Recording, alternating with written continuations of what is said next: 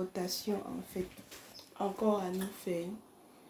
Quelque chose que j'ai lu dans la parole et qui m'a marqué en fait, les attitudes des disciples en fait, et qui m'a marqué. J'ai dit qu'il fallait que je partage avec nous. Bon, oui, on a deux textes en fait. Le premier, c'est Jean au chapitre 13. Jean chapitre 13.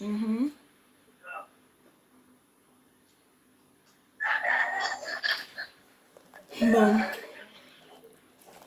à partir du, je ne sais pas si vous êtes à la ligne, à partir du verset 21, la parole dit que, après ces mots, Jésus fut profondément troublé et dit solennellement, « Oui, je vous le déclare, c'est la vérité, l'un de vous me trahira. » Les disciples se regardaient les uns les autres sans savoir du tout de qui ils parlaient. L'un des disciples, celui que Jésus aimait, était placé à côté de Jésus. Simon-Pierre lui fit un signe pour qu'il demande à Jésus de qui il parlait. Le disciple se pencha alors vers Jésus et lui demanda, « Seigneur, qui est-ce » Jésus répondit, « Je vais tremper un morceau de pain dans le plat. Celui à qui je le donnerai, c'est lui. » Jésus prit alors un morceau de pain, le trempa et le donna à Judas, fils de Simon Iscariote. Dès que Jésus eut pris le morceau, dès que Judas eut pris le morceau, Satan entra en lui. Jésus lui dit, « Ce que tu as à faire, fais-le vite. » Aucun de ceux qui étaient à table ne comprit. Il lui disait cela. Pourquoi il lui disait cela? Comme Judas tenait la bourse, plusieurs pensaient que Jésus lui demandait d'aller acheter ce qui leur était nécessaire pour la fête ou d'aller faire un don aux pauvres.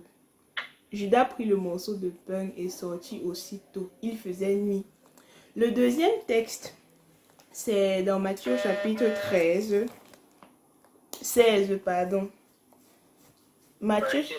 Matthieu chapitre 16.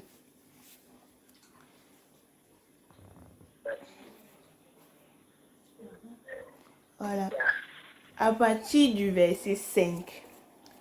Quand les disciples passaient de l'autre côté du lac, ils oubliaient d'emporter du pain.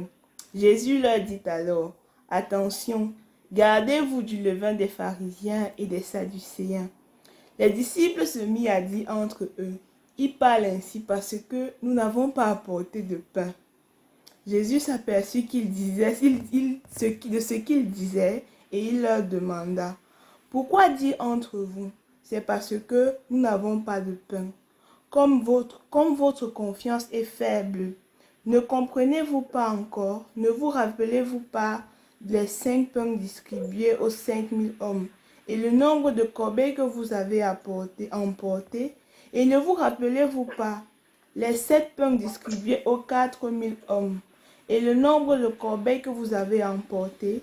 Comment ne comprenez-vous pas que je ne vous parlais pas de pain quand je disais, gardez-vous du levain des pharisiens et des sadducéens? Alors les disciples comprirent qu'il ne leur avait pas dit de se garder du levain utilisé pour le pain, mais de l'enseignement des pharisiens et des sadducéens. Amen. En fait, de ces deux textes, la chose qui m'a marqué, c'est que le Seigneur m'a fait comprendre ces choses, c'est le raisonnement comme un frein à la réception de la révélation du Seigneur. Dans le livre de Jean qu'on a lu, je ne sais pas s'il y avait les bruits, on m'écoute.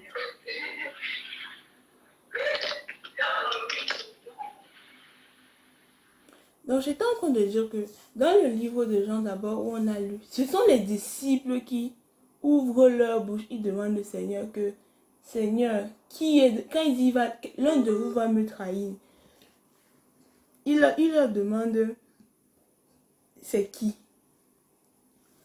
Il demande à Jésus qui est celui-là qui va te trahir. Il leur donne l'indice. il lui a dit que bon, voici la personne, que quand celui à qui je vais tremper le pain est donné, c'est lui qui va me trahir.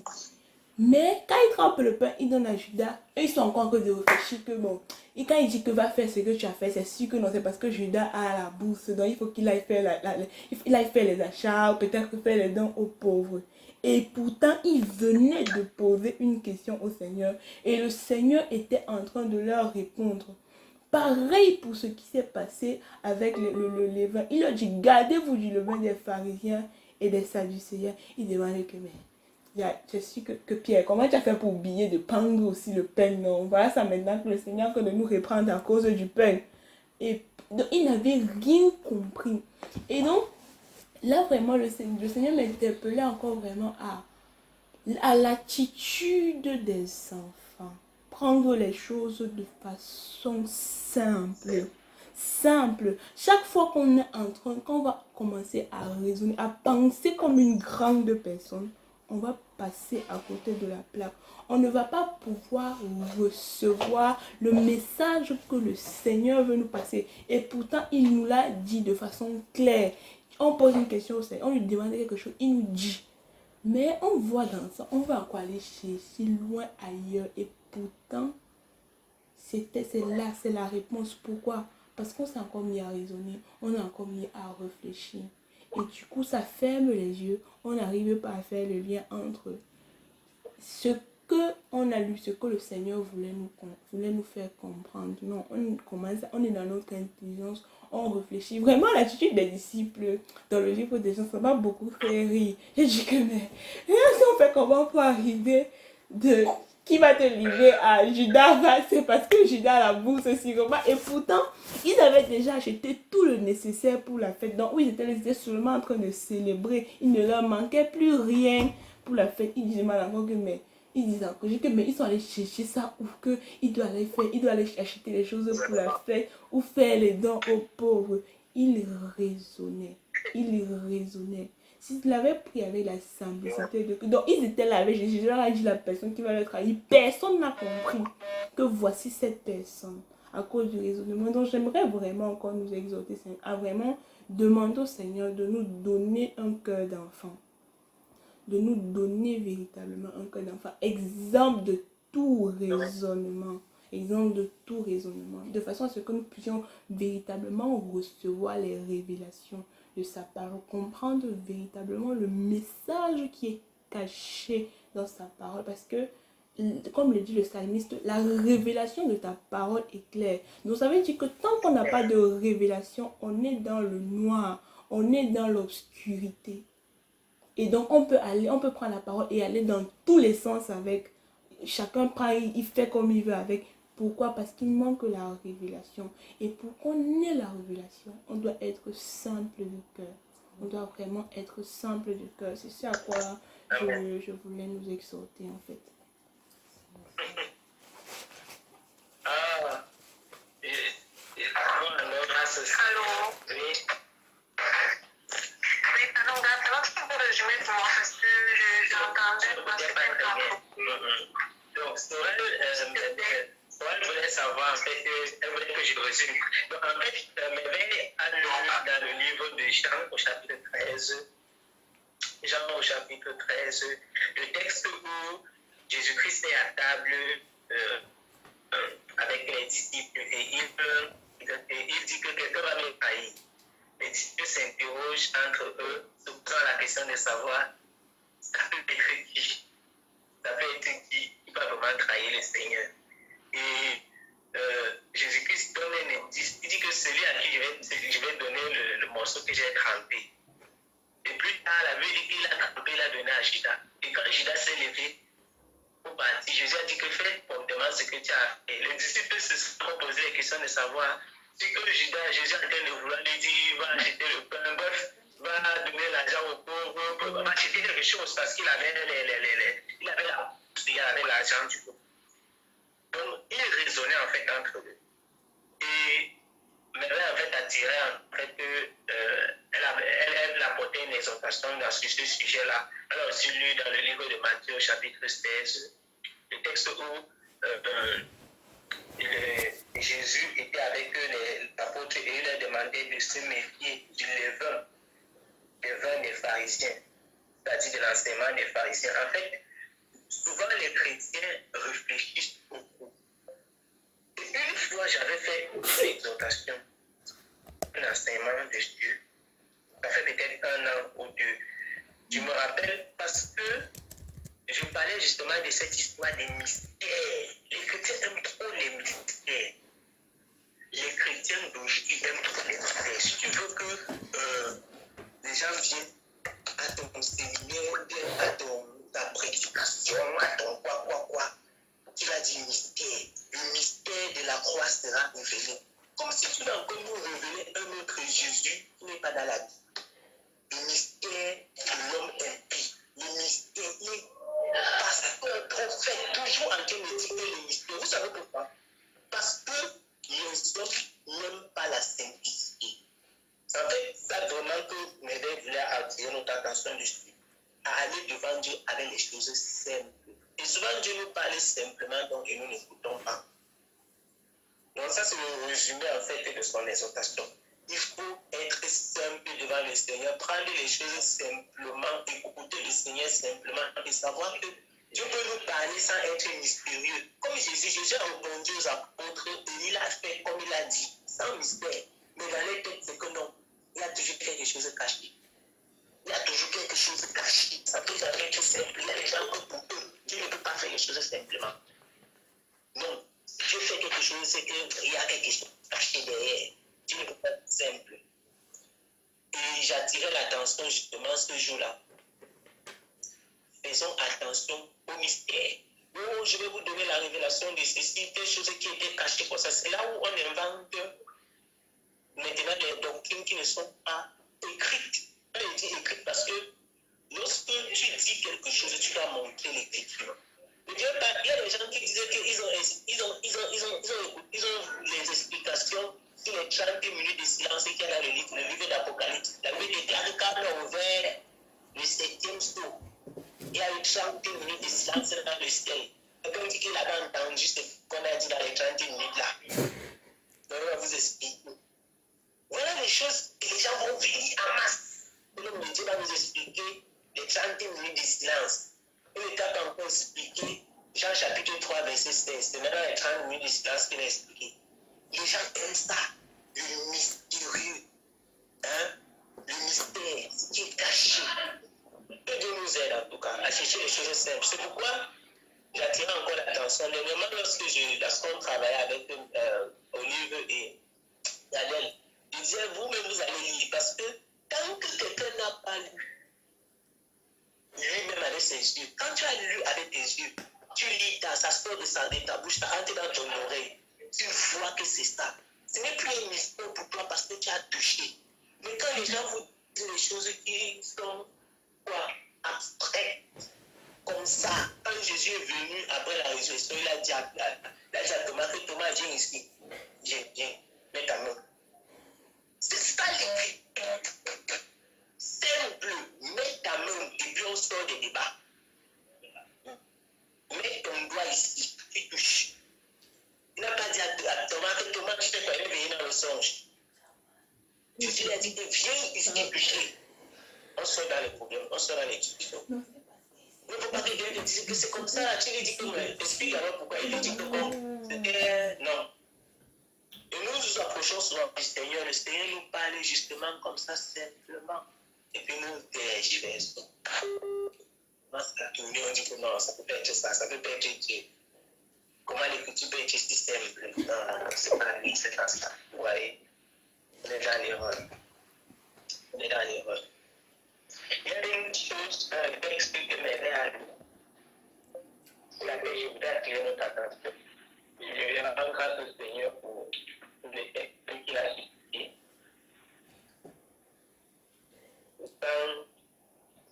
Puisque nous sommes dans la même lancée des Écritures, dans le livre des Jean au chapitre 13. Vous êtes là, j'espère. Dans le même livre des Jean au chapitre 13, il y a quelque chose qui se passe en fait. Et ça, c'est une habitude que les chrétiens ont beaucoup. J'espère que vous êtes là. Oui, on est là. vous va me trahir. Il y a quelque chose qui a attiré mon attention dans cette histoire. Et ça rentre dans la même lancée de ce que je disais tout à l'heure, l'examen personnel. Et ça, si vous avez constaté que les apôtres ne se sont pas posé la question de savoir est-ce que ce sera moi. Chacun voulait savoir qui ce sera parmi les autres.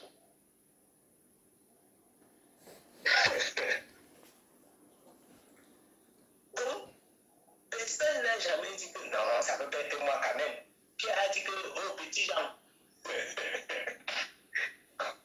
Demande à Jésus là-bas que ce sera qui.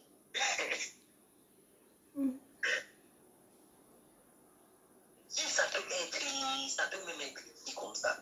Chacun se posait la question, vous savez pourquoi? Parce que personne ne pouvait imaginer que ce soit lui-même. J'attire notre attention sur ce comportement tout simplement parce que il y a des personnes qui ne reçoivent jamais l'évangile pour changer leur vie. Il y a des personnes qui, lorsqu'on parle de choses, ils disent tout que c'est pour les autres. Il y a des gens à qui, lorsqu'on parle, ils disent tout que c'est pour les autres. C'est pour les autres. C'est ce genre de choses qui tuent les assemblées, qui détruit les assemblées. La mise en pratique des choses, des enseignements. Des enseignements. On peut décompter des centaines et des milliers, peut-être même des millions de cas. Des assemblées qui ont été détruites. Et il y a même des pasteurs, ils sont nombreux des serviteurs de Dieu qui ont changé leur doctrine. Tout simplement pourquoi? À cause de ces petits phénomènes dans les assemblées, dans l'église. Le fait qu'une parole venant de Dieu pourtant, mais qui sorte, et les gens croient que c'est la parole des autres, les influences, parfois même les serviteurs de Dieu, ceux qui sont dans cette histoire. Donc, faites ce que m'a dit, mais faites pas ce que j'ai fait. Est-ce que la parole qui sort de ma bouche, là, ça concerne les autres? Ça ne me concerne pas. C'est vraiment une attitude qui ne doit pas être la nôtre. Nous devons vraiment prier que le Seigneur nous aide à nous examiner chaque fois. Chaque fois. Si on parle de n'importe quel sujet, ne faites jamais que vous croyez que vous êtes déjà arrivé et que vous ne pouvez pas passer un problème. Il y a des gens qui ont dit que aujourd'hui, il y a des chrétiens, si on entre dans une assemblée, on dit que bon, aujourd'hui nous allons parler du vol. Il y a quelqu'un qui va directement allumer son WhatsApp. Mais j'ai dit, je ne sais pas son problème. Il me peut parler du vol. Est-ce que je ne peux encore voler? Je ne suis pas un voleur. Mais tu ne connais pas dans ce passage, dans cet enseignement, dans cette exhortation, dans ce qu'on va dire, à quel niveau est-ce que tu vas toucher ton problème? À quel niveau est-ce que Dieu va te droiter? Donc tu as entendu qu'on va parler du vol, tu as décidé dans ton cœur que ça ne te concerne pas. Tu as dit que non, pas quand même moi, ça ne peut pas quand même être moi. Un grand comme moi comme ça. On ne peut pas quand même me voir en train d'écouter ce genre d'enseignement, le vol, c'est quoi? Il ne peut pas. Tu vois, tu es déjà parti sur la mauvaise lancée, la mauvaise base. Pourquoi? Parce que tu te considères comme une personne qui n'est pas concernée. Alors que si tu t'examines dès le départ, tu gardes ton attention, tu écoutes. Peut-être tu as sorti de là, comprendre que même il y avait un grand voleur caché en moi. Tu ne savais pas. Au niveau de la première vue, lorsqu'on écoute un enseignement, pensez que nous sommes dépendés comme ça. Il y a des gens qui sont pleins d'impudicité. Oh, il se dit que non, je suis passé sur l'autre là quand même. Pas quand même moi. On ne va pas quand même me faire encore un enseignement, c'est une publicité à mon âge. Je dis âge, c'est à mon niveau. Quand même, c'est quand même moi. On ne va pas quand même parler de la sainteté. Hein? Moi, je me voile, j'ai fait ceci, j'ai fait cela. On ne va pas me parler de la sainteté quand même. Des choses pareilles. Donc, il ne faut jamais prendre quelque chose pour acquis. Jamais. Et c'est un peu cette attitude est dévastatrice. très dévastatrice pour la croissance spirituelle. Et c'est vrai que c'est sur lequel nous devons garder vraiment les pieds posés. Que le Seigneur nous aide à nous renouveler chaque jour, à nous remettre en question, à nous réexaminer. En fait, ça suffit. Pour ne pas ce que nous croyons être acquis et à croire que les choses concernent les autres. Ok. On va préparer les questions. Amen, amen, amen.